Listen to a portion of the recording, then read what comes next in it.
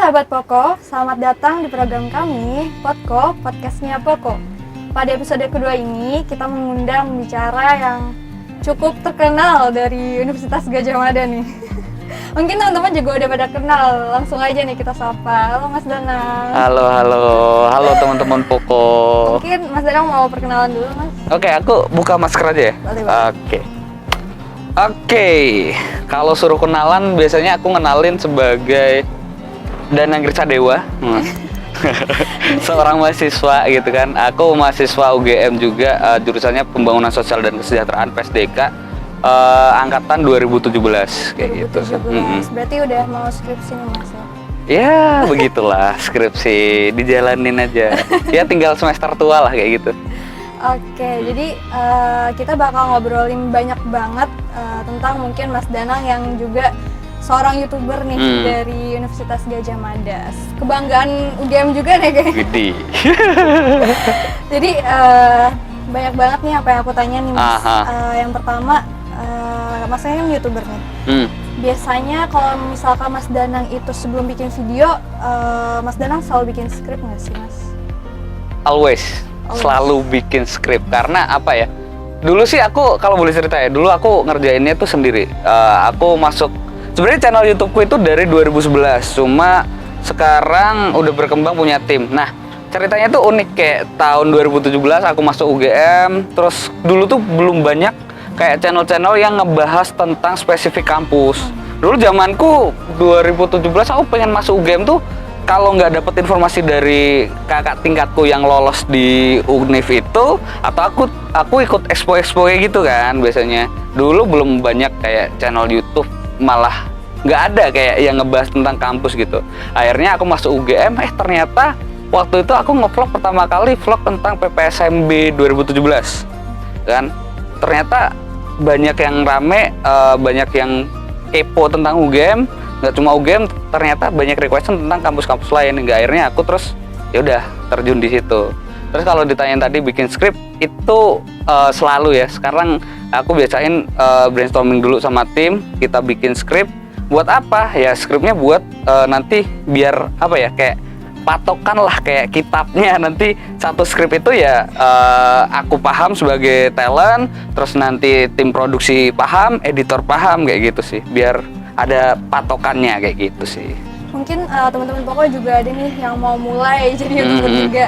Apa sih, Mas, yang pertama kali banget yang harus dia siapin waktu buat skrip itu? Dulu Mas Danang gimana? Oke, kalau ngomongin buat skrip ya, intinya kalau kalian punya ide ya, dicatat. Kalau kalian ada di jalan atau kalian lagi, biasanya aku dapet ide tuh kalau lagi di motoran atau lagi nyetir mobil gitu, ada ide aku sempetin tuh ke pinggir, aku nyatet di HP, karena ide itu kadang nggak datang 2 kali gitu. Jadi tangkaplah ide dimanapun kalian berada, mungkin di jalan atau kalian lagi makan atau apa, ya sempetin kalian tulislah ide itu. Habis itu kalau udah, ya udah implementasikan menjadi sebuah skrip. Skrip tuh nggak harus yang kayak ada internal, eksternal, dimana dan sebagainya. Kayak poin-poin aja itu sudah bisa menjadi patokan buat skrip sih sebenarnya. Kalau dulu aku cuma poin-poin aja, tapi sekarang karena kita ngomongin tentang kerja tim ya, kita harus jelasin sespesifik mungkin biar si video itu maksudnya tuh keterima semua gitu loh. Jadi dari aku paham, teman-teman juga paham kayak gitu sih. Waktu buat skrip itu ada nggak sih, Mas, yang maksudnya kayak ada hal yang harus dihindari gitu? Dihindari sebenarnya nggak ada ya yang harus dihindari, itu nggak ada, cuma lebih kepada jangan bikin skrip itu menjadi sesuatu yang menyusahkan. Kadang kita nulis skrip nih, kadang nulisnya bahasa ketikan tulisan itu kan beda sama kita bahasa ngomong ya, itu beda banget. Jangan pernah menghafal skrip kalian. Kalau kalian lebih nyaman buat bikin apa ya, skrip itu poin-poin terus kalian jabarkan, ya nggak masalah. Terus kalau kalian emang ada dialog-dialog yang memang harus disampaikan, ya jangan terpaku sama ketikan kalian. Kadang kalau kita ngetik itu bahasanya suka bahasa buku, bukan bahasa kita ngomong gitu. Jadi lebih dienakin aja, karena kita ngomongin apa ya, audio visual, ngomongin YouTube itu bukan kayak buku. Jadi orang ya dengernya adalah kayak kita diajak ngobrol, biar penonton juga lebih nyaman ke kita gitu sih. Jadi setelah buat skrip nih, kan Mas Danang buat video. Nah, sebelum buat video itu Mas Danang ada nggak sih, misalnya video A, terus Mas Danang harus latihan dulu nih, ngeperagain gitu? Ada beberapa video ya. Kalau yang ada peragain itu, kalau seumpama nih aku bikin kayak sketsa komedi atau apa, itu aku harus peragain karena moodnya itu beda-beda. Kadang kita harus sedih, kadang kita harus seneng, gembira, marah. Itu kan kita juga beda-beda ya. Jadi kita juga harus latihan. Tapi kalau sejauh ini cuma kayak nanya-nanyain orang, interview, itu nggak ada latihan yang signifikan. Yang paling penting sih kayak kita latihan senawa aja gitu. Karena kadang kesleo lidah teman-teman. Kayak ngomongnya tuh nggak jelas gitu, makanya kayak aku suka a i u e u gitu kan. Nah, itu penting kalau aku ritualnya kayak gitu sebelum bikin video biasanya. Oke. Itu kan berarti Mas Danang cepet banget gitu loh berkembangnya. Ada tips gak sih Mas biar cepet lancar juga kayak Mas Danang ini? Dalam hal apa nih? Untuk men-tag video tadi. Sebenarnya apapun yang pengen kalian kerjakan itu, yang paling penting adalah kalian suka dengan hal itu gitu. Kadang sekarang banyak orang yang pengen jadi YouTuber, pengen jadi selebgram dan apalah itu. Kadang dia dilandasi dengan iming-iming yang kata orang lain baik gitu kan. Tapi kan mungkin aku atau kamu itu beda ya. Kayak kamu sukanya mungkin lebih ke fotografi, aku sukanya lebih ke video gitu. Atau kamu sukanya lebih ke audio, kayak lebih bikin podcast, ya jangan dipaksain gitu. Cari kamu sukanya apa. Kalau kamu emang nggak nyaman di depan kamera kayak gini, terus kamu emang sukanya lebih ke podcast, audio, ya udah jalanin aja di situ. Jangan sampai memaksakan diri kita, karena sesuatu yang dipaksakan itu nggak akan baik, nggak akan lancar gitu. Nah, ketika kita udah suka, ketika kita udah nyaman, itu bakal grow-nya tuh cepet banget kayak gitu sih.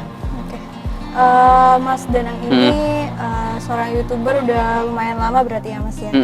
Menurut Mas Danang sebagai mahasiswa juga nih mungkin sekarang kan kayak aku nih masih ngerasain yang namanya kalau masuk organisasi itu pasti yang ditanya public speaking. Nah kalau menurut Mas Danang sendiri sebagai YouTuber penting nggak sih public speaking itu Mas? Sangat-sangat penting, nggak cuma kalau jadi YouTuber ya. Public speaking itu kayak sesuatu hal yang memang kita harus punya gitu. Nggak setiap orang itu istilahnya itu bisa menyampaikan sesuatu yang bisa dimengerti. Jadi ngomongin public speaking nih, ini agak sedikit panjang tapi ya nanti semoga bisa diambil poin-poinnya sama teman-teman. Jadi ngomongin public speaking, ya kan kita adalah makhluk sosial ya. Makhluk sosial itu ya kita harus berkomunikasi gitu. Nah, salah satu komunikasi yang efektif adalah kita ngomong gitu. Nah, ketika kita udah ngomong, ya udah kita harus bisa mendeliver sebuah pesan kepada orang-orang itu, dan itu nggak gampang.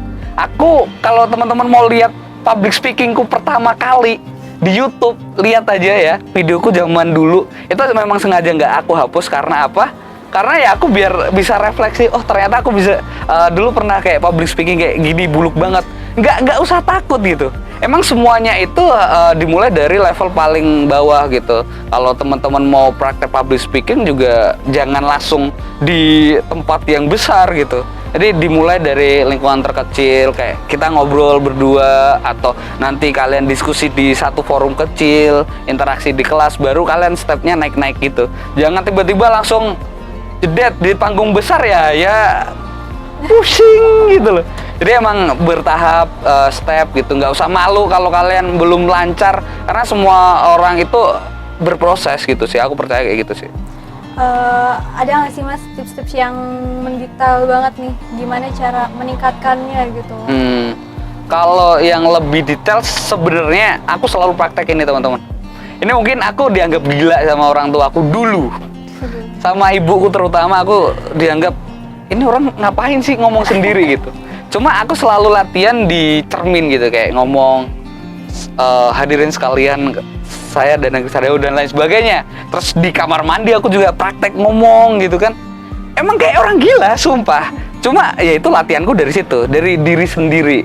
Terus baru aku ke level selanjutnya, ke ngobrol kayak gini. Terus di kelas aku mulai aktif dan sebagainya. Ya memang kita harus memulai membiasakan diri dari diri sendiri sebelum ke orang lain kayak gitu sih. Waktu Mas Danang awal-awal kayak maksudnya kayak menunjukkan skill public speaking Mas Danang mungkin di YouTube, pernah nggak sih Mas kayak punya momen yang nervous banget, saking nervousnya tuh absurd banget gitu? Pernah. Waktu itu suruh apa ya? Ada lomba nih, lomba kayak pidato bahasa Jawa gitu. Itu sumpah men, kayak ngomong bahasa Indonesia itu jauh lebih mudah gitu. Kalau aku sebenarnya aku juga orang Jawa, cuma Jawanya ya Jawa ngoko biasa sehari-hari kayak gitu kan. Nah kalau ini lomba suruh mewakili, walaupun itu tingkat apa ya, kelurahan loh, gemeter. Sumpah, karena satu nih ya, poin paling penting kenapa kita bisa nervous atau kenapa kita bisa gemeteran atau nggak siap itu hanya satu kok. Kenapa bisa gitu? Karena kita belum siap atau belum menguasai materi secara penuh. Itu kenapa bisa kayak gitu? Karena kita nggak latihan. Jadi apapun yang apa ya istilahnya, walaupun itu lomba tingkat RT RW ataupun kelurahan yang level kecil, kita harus tetap latihan gitu loh. Jadi jangan bayangin kalau public speaking itu adalah kamu lahir tiba-tiba ngomong. Itu ajaib sekali men. Jadi emang harus latihan. Makanya kayak tadi, kayak sebelum ini aku suka ngomong sendiri atau suka senam wajah biar membiasakan itu. Ya jangan pikir sekarang aku nggak nervous ya. Kadang aku kalau lawan bicaraku yang aku lihat levelnya lebih tinggi, kadang suka grogi juga gitu loh. Jadi ya itu nervous itu wajar, manusiawi. Tapi yang paling penting adalah kita harus siap kayak gitu sih. Berarti sampai sekarang Mas Danang masih ngerasain yang namanya nervous nih? Justru kalau kamu tidak nervous, itu kamu udah nggak ada tantangan lagi. Kayak maksudnya, aku selalu bersyukur kalau aku masih bisa nervous. Artinya apa? Aku ada kesempatan buat improve skill aku gitu. Tapi aku selalu takut ketika aku udah nggak nervous lagi. Kenapa? Ya udah, skill aku bakal hanya ada di situ aja. Nah, aku bersyukurnya kalau aku masih bisa nervous, berarti aku bisa improve lagi kayak gitu sih. Oke. Mas Danang kan udah banyak juga nih Mas kontennya. Kadang terus juga kontennya kayak wawancarain atau di kampus orang. Mas Danang pernah nggak sih Mas malu kalau lagi bikin video diliatin gitu? Malu, itu manusiawi, jelas pernah gitu kan. Nggak mungkin nggak pernah, namanya Danang juga manusia gitu. Kalau dulu masih sendiri masih oke. Nah kalau yang malu satu tim itu baru mikir lagi gitu. Malu itu wajar, cuma ya mereka kan nggak tahu ya, kayak ini lagi bikin apa dan lain sebagainya. Toh kita jelasin juga dia nggak peduli juga kan. Ya udahlah, bodo amat, ngapain ya, emang ini kerjaan kita. Yang penting kita nggak ngerugiin mereka, yang penting kita nggak nyuri barang mereka, ya udah gitu loh. Itu aja sih. Malu itu pernah, tapi sekarang udah mulai kebiasa gitu sih. Tadi kan Mas Danang juga udah bilang kalau misalkan tips-tipsnya nih cara mengatasi nervous. Nah biasanya Mas Danang ini kalau misalkan ya gugup atau nervous gitu, Mas Danang ngapain aja sih Mas? Tiap orang tuh beda-beda sih sebenarnya. Kalau aku lebih kayak nenangin diri. Aku ke tempat yang lebih sepi, kayak ada satu acara gitu. Ya aku minta waktu ke panitia 5 menit dulu ya. Mungkin ada orang yang suka ke kamar mandi buat istilahnya pipis dulu biar lebih lega gitu. Kalau aku lebih ke nenangin diri ke tempat yang sepi, nggak ada orang, buat narik nafas, merasakan atmosfer, terus habis itu balik lagi. Tiap orang beda-beda. Cuma kalau aku lebih kayak gitu. Ada juga yang suka bawa permen karet tuh, ngunyah-ngunyah dulu biar lebih lancar gitu. Tiap orang beda-beda sih. Cari tahu aja kayak kamu nyamannya di mana. Intinya ketika kamu udah ada di panggung, ya kayak beban itu harus dirilis dulu sebelum kita ke tempat itu sih, kayak gitu. Terus kan Mas Danang ini kayaknya nggak cuma di YouTube doang gitu, booming ya. Tapi Instagramnya juga kayak followersnya juga banyak nih Mas. Nah kita juga pilih tim Poko, milih Mas Danang juga mungkin brandingnya bagus gitu. Thank you. Nah ada nggak sih Mas dulu pas awal-awal Mas belajar marketing atau branding itu kayak gimana? Oke, itu sebenarnya sambil jalan ya. Aku dulu nggak tahu apa itu marketing, apa itu branding gitu. Kalau dilihat dari YouTubeku sendiri emang nggak jelas gitu. Kalau dari dulu emang ini orang ngapain sih gitu kan. Cuma sekarang aku mulai belajar tentang branding, personal branding gitu, marketing dan sebagainya karena itu penting banget. Penting untuk istilahnya nargetin siapa sih audiens kita, siapa sih pasar kita gitu. Sebenarnya itu sambil jalan ya. Kalau ujuk-ujuk kamu bisa marketing berarti kamu orang yang hebat banget gitu. Atau kamu ujuk-ujuk orang yang bisa personal branding sendiri, ya itu kamu orang yang hebat banget. Jadi kayak apa ya? Saat ini tuh aku selalu menempatkan diri sebagai orang yang nggak tahu ya. Jadi ya udah, walaupun aku udah tahu personal branding tuh gimana, marketing tuh gimana, tapi aku tetap belajar. Belajarku banyak kok dari buku, aku baca buku juga.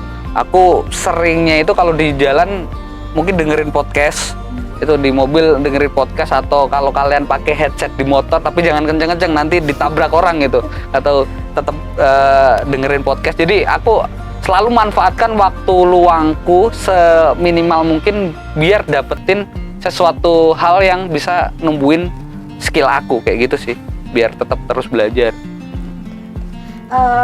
Brandingnya itu juga udah bagus. Terus aku juga pengen ini nih nanya, Mas Danang kayaknya udah keluar negeri banyak banget nih Mas. Udah berapa negara nih Mas? Negara berapa ya? Lebih dari 10 kayaknya kalau nggak salah. Nah, aku pengen nanya nih Mas, gimana sih Mas caranya meningkatkan kemampuan bahasa asing gitu? Nah, bahasa asing sebenarnya aku masih belajar juga. Tapi yang paling penting adalah ketika kita belajar suatu bahasa baru adalah kita berani untuk praktek. Orang lain tuh nggak peduli grammarmu kayak gimana kok sebenarnya teman-teman. Yang penting adalah ya itu tadi, kita ngomongin komunikasi ya. Yang penting kamu paham, aku paham. Ya udah gitu loh. Nggak perlu harus grammar yang bagus. Ini dalam ngomongin komunikasi ya, beda kalau tulisan. Kalau ngomongin komunikasi ya yang penting orang lain itu paham apa yang kita sampaikan gitu. Bahkan sekecil apapun kayak bahasa isyarat pun itu juga bisa dipakai loh gitu. Jadi kuncinya adalah satu, berani praktek gitu. Kalau kita nggak berani praktek ya udah. Sama kalau aku belajarnya tuh sekarang mulai gini nih, nonton film. Aku suka kayak nonton film bahasa Inggris, aku subtitlenya nggak Indonesia lagi, aku subtitle Inggris. Terus ya udah, kayak kan banyak tuh kayak buku-buku yang diterjemahin ke bahasa Indonesia, kayak yang seni untuk apa ya, bodo amat dan lain sebagainya. Itu kan sebenarnya itu kan terjemahan dari bahasa Inggris. Aku malah sekarang ya bukan gimana-gimana, malah pusing kalau baca yang terjemahannya. Jadi lebih seneng kalau ngomong baca yang bahasa Inggrisnya gitu loh. Jadi diadaptasi aja, kayak dibiasakan gitu sih. Itu tipsnya. Kita balik lagi nih Mas, Mas Danang sebagai YouTuber. Nah, Mas Danang ini kan kontennya itu kan tentang edukasi semua Mas. Mas Danang merasa dalam diri Mas Danang merasa nggak sih Mas dituntut untuk berwawasan luas gitu? Dituntut sih sebenarnya enggak juga. Cuma yang paling penting kan kita sebagai manusia, apalagi aku ya di ajaran agamaku kan kita harus belajar. Kalau apa ya istilahnya, belajar itu dari kita lahir sampai akhir hayat gitu. Jadi itu bukan merupakan sebuah beban gitu. Bahkan kita ngobrol kayak gini, ini pun sebenarnya media untuk belajar gitu sih teman-teman. Jadi menurutku pressure buat dituntut selalu punya wawasan luas itu mungkin sedikit ya. Cuma kembali lagi, dasarku adalah sebagai manusia yang terus belajar, ya posisikan diri kita sebagai orang yang nggak tahu, ya nanti ilmu bakal datang sendiri kayak gitu sih kalau menurut aku. Kalau menurut Mas Danang, orang yang berwawasan luas itu perfectnya kayak gimana sih Mas? Udah nggak? Aduh. Bayangin. Ilmu yang berwawasan apa ya, orang yang berwawasan luas perfectnya kayak gimana? Yang jelas sih lebih ke ini ya, kalau aku lihat orang yang punya wawasan, ketika dia punya wawasan, ya wawasannya nggak cuma buat dirinya sendiri. Jadi dia juga share lagi ke orang lain. Nggak ada ruginya kok kita nge-share pengetahuan. Kayak aku ya, kalau teman-teman pernah ikut seminar atau webinarku, aku selalu memberikan apa ya, kata orang tuh materi-materi yang daging. Katakanlah itu kayak rahasia-rahasia yang sebenarnya nggak usah perlu di-share, tapi aku share. Karena aku percaya kayak ya namanya ilmu, kalau aku share mungkin itu akan menjadi sebuah ladang gitu, kayak amal buat aku, kayak amal jariah dan lain sebagainya. Jadi menurutku yang perfect itu adalah ketika dia punya ilmu ya diimplementasikan lagi, di-share lagi ke orang lain biar ya bermanfaat lah kayak gitu sih. Oke. Mungkin Mas Danang ini kan jurusan PSDK tadi ya, Mas. Ada nggak sih Mas, mungkin ngomongin tuntutan lagi nih, tuntutan dari kampus untuk memiliki jiwa sosial gitu? Haha, jiwa sosial, ngomongin tridharma perguruan tinggi, aduh. Ini ya kalau ngomongin sosial sih sebenarnya aku bersyukur masuk jurusanku ya, kayak pembangunan sosial dan kesejahteraan.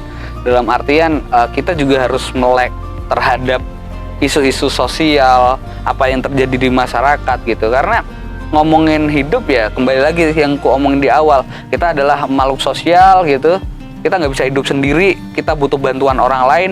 Ya seenggaknya aku bisa bantu apa nih? Kalau aku ngomongin tentang aku bisa bikin video atau bisa memberikan ilmu kepada orang-orang, ya aku bakal berkontribusi di situ. Kontribusi itu tidak selalu tentang uang. Kontribusi itu tidak selalu tentang hal-hal yang berupa fisik. Kalau menurutku kontribusi itu ya sesuai dengan apa yang kamu punya. Contoh kalau aku bisanya bikin video tentang informasi-informasi, ya aku akan berkontribusi di situ gitu. Atau kalau aku punya suatu saat punya rezeki yang berlebih, mungkin aku bisa bantu lewat situ kayak gitu sih.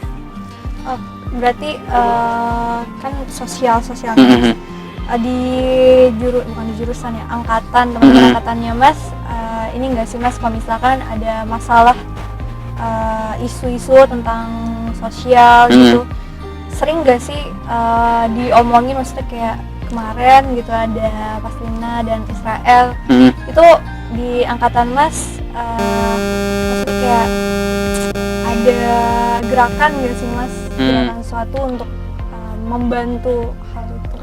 Kalau ngomongin di level angkatan, karena interestnya orang beda-beda ya, kita ngomongin di kampus tuh nggak bisa disamain kayak kalau kita di SMA atau SMP gitu. Kadang kita ketemu tiap hari gitu, atau di kelas ya kita bakal punya waktu banyak gitu. Pembahasan kayak gitu ada, apalagi di jurusanku itu pasti ada. Cuma skalanya tuh nggak, maksudnya semua orang ada di situ. Jadi ada beberapa orang yang memang fokus nih di bidang pengentasan kemiskinan, ada yang fokus kayak yang Palestina kayak gitu juga, ada yang fokus kayak penanggulangan bencana dan sebagainya. Jadi hal-hal seperti itu diomongin, cuma nanti siapa yang ngomongin itu tergantung minat mereka sendiri-sendiri kayak gitu sih. Mungkin teman-teman pokok juga pengen tahu gimana sih Mas caranya untuk menanamkan hal itu di Mas pada diri sendiri. Oke, menanamkan hal itu atau menjadi orang yang punya jiwa sosial. Sebenarnya gini ya, kita harus peka terhadap lingkungan gitu. Ya kadang aku sendiri sering melihat diriku terlalu memikirkan diriku sendiri ya, kayak egois dan lain sebagainya. Cuma ketika kita mencoba untuk melihat ke bawah gitu ya, banyak banget hal yang ternyata menjadi sebuah masalah gitu, yang harus kita istilahnya peka gitu. Jangan terlalu memikirkan diri sendiri. Jujur aja aku kadang sering terlena karena aku terlalu melihat orang yang ada di atas gitu. Tapi sesekali ya seperti orang-orang bijak katakan, ya kita harus tetap melihat ke bawah gitu. Untuk menunjukkan itu ya aku selalu refleksi. Aku mungkin kan aku orangnya sukanya di rumah doang.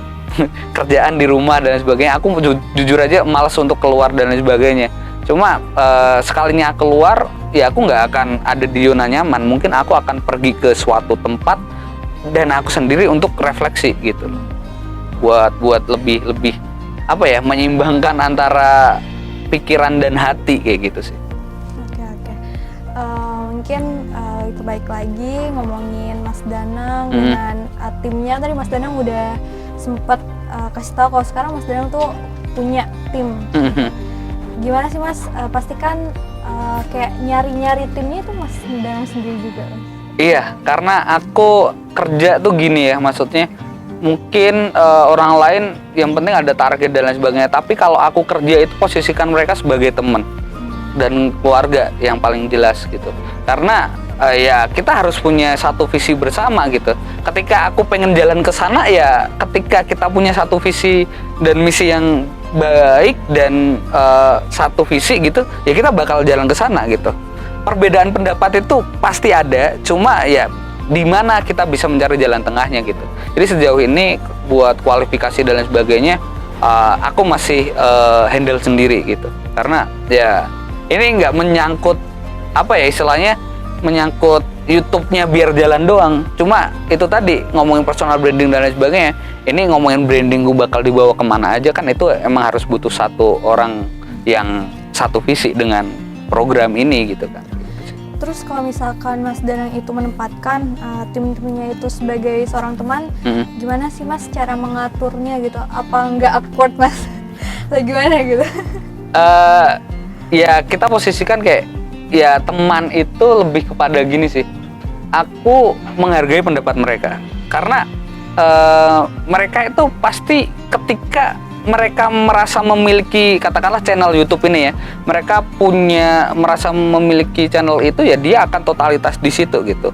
Kalau dia nggak merasa memiliki dan aku cuma kayak kamu kerjain video ini ya, kamu editin video ini ya, besok kita syuting kayak gitu, itu malah yang nggak sehat menurutku. Karena istilahnya dia nggak punya rasa kepemilikan gitu, sense of belonging kalau kita ngomongin. Jadi awkward sih enggak ya, karena kadang yang kerja sama aku ada orang yang emang dulunya kenal, cuma ada beberapa yang kebetulan yang YouTube ini semua itu enggak temanku yang dari dulu kenal gitu, jadi lebih enak gitu. Dan kita posisikan kan aku kerja itu Senin sampai Jumat, ya udah Senin sampai Jumat kita posisinya adalah hierarki pekerjaan gitu sesuai job desk. Tapi kalau Sabtu Minggu ya udah as a friend kayak gitu sih. Oke. Berarti tadi kan ada aja gitu permasalahan yang perbedaan pendapat itu nggak bisa dihindari. Apa sih yang Mas lakukan biasanya kalau misalkan ada perbedaan pendapat atau masalah-masalah lainnya gitu? Kalau aku lebih tipikal orang yang mendengarkan ya. Dan aku posisikan diriku, ya itu tadi aku orang yang nggak tahu dan lain sebagainya. Mungkin ketika kita bisa atau merendahkan ego kita untuk mendengarkan orang lain, mungkin kita bisa dapetin satu poin yang baik loh daripada apa yang kita perjuangkan terus menerus gitu. Jadi penting untuk kita kalau sumpama temen-temen jadi leader nih, jadi pemimpin, jangan cuma pengen nyuruh doang, tapi yang paling penting adalah kita punya kemampuan untuk mendengarkan gitu. Ya nggak ada salahnya dong mendengarkan doang gitu kan kita diberi 2 telinga 1 mulut. Artinya apa? Untuk lebih banyak kita mendengarkan orang lain daripada kita memaksakan kehendak kita gitu. Diskusi bro, kita diskusi aja, nggak usah memaksakan gitu. Siapa tahu pendapat dia adalah jalan terbaik, kan kita nggak tahu kayak gitu sih. Mantap. Mungkin intermezzo nih Mas. Dalam public speaking, skill kayak humoris, jadi orang humoris itu perlu nggak sih Mas untuk ditingkatkan? Lebih kepada acaranya ya. Tapi kalau kita menjadi orang yang lucu tuh juga nggak ada salahnya. Cuma kalau kamu emang orangnya nggak bisa ngelucu, jangan ngelucu. Itu pesanku ya. Maksudnya be yourself aja men. Kayak menjadi diri sendiri gitu. Kamu bakal tahu kok orang itu menjadi diri sendiri atau enggak gitu. Lihat aja ngomongnya kayak gimana gitu. Kamu lihat aku ngomong di sini ya, sama kamu kalau ngobrol aku di burjo atau angkringan sama gitu. Jadi karena ya aku orang yang apa adanya, jadi jadilah dirimu sendiri aja gitu. Untuk menjadi humoris, setiap orang punya sisi entertain sendiri-sendiri gitu. Kamu nggak harus menjadi humoris, kamu nggak harus menjadi orang yang humoris untuk menjadi seorang public speaker yang baik. Tapi jadilah dirimu sendiri, biar orang lain itu tahu, oh kamu punya ciri khas ini gitu loh. Jadilah orang yang berbeda, karena ngomongin public speaking nggak ada standar yang paten orang yang public speaking baiknya, orang yang public speaking baik itu kayak apa, nggak ada standarnya yang aku tahu ya. Yang paling aku tahu kalau standar public speaking ya istilahnya dia lancar, ngomongnya nggak belibet dan lain sebagainya. Tapi secara standar orang yang baik dalam hal public speaking, harus humoris, harus serius dan lain sebagainya, menurutku itu kembali ke diri masing-masing kayak gitu sih. misalkan nih Mas Danang buat video, terus Mas Danang ngeluarin suatu jokes gitu. Nah, Tapi jokesnya tuh nggak bisa diterima atau nggak ngeh gitu audiensnya. Terus dia komen gitu bla bla bla bla. Apa sih yang bakal Mas Danang lakuin? ya kembali lagi ya, kayak humor dan sebagainya itu kan preferensi humor orang kan masing-masing ya. Kayak ada yang suka dark joke, ada yang suka ini, itu beda-beda. Jadi kalau seumpama orang nggak nangkep apa yang aku jokes, itu ya nggak masalah menurutku. Mungkin dia nggak satu referensi gitu sih. Aku nggak peduli, nggak begitu peduli kayak, garing dan sebagainya. Ya berarti target ngelucuku bukan kamu gitu loh, kayak gitu sih. Jadi kan sebenarnya aku ada juga kayak in real life ya. Aku punya jokes internal gitu. Contoh kita berdua punya jokes internal ngomongin siapa gitu. Kalau orang lain nggak paham ya udah, yang penting itu tujuan ngejokes itu bukan buat, kecuali stand up comedy atau kalian emang pelawak ya. Tujuan ngejokes apalagi di public speaking itu ya bukan tujuannya untuk menghibur semua orang gitu. Tapi ya yang penting buat kayak mencairkan suasana dan sama-sama ngerti aja sih, kayak gitu sih. Berarti pernah nggak sih Mas kayak gitu, maksudnya garing gitu jokesnya? Pernah banget dong. Nggak mungkin nggak pernah gitu. Pernah banget. Itu pasti pernah. Tapi ya udah gitu. Jujur aja kayak dari situ terus belajar bahwa kalau mau ngejokes ya yang umum gitu.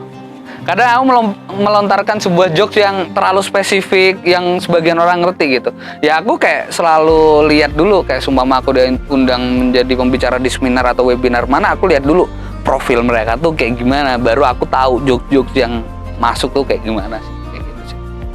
Ya biar gak garing ya itu tadi, riset dulu siapa yang menjadi lawan bicara kita atau siapa yang menjadi audiens kita.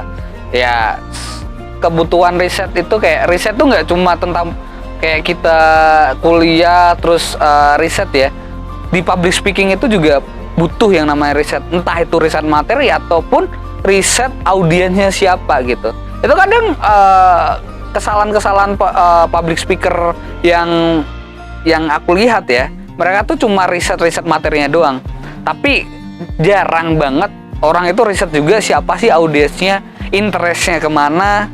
Terus mereka juga profilnya seperti apa yang mempengaruhi minat mereka apa, itu yang kadang orang lain itu jarang untuk lihat. Nah itu penting banget untuk mengetahui apa yang menjadi minat mereka gitu. Nggak mungkin dong kita ngomongin tentang istilahnya tapi interestnya audiens itu sebenarnya ke B gitu.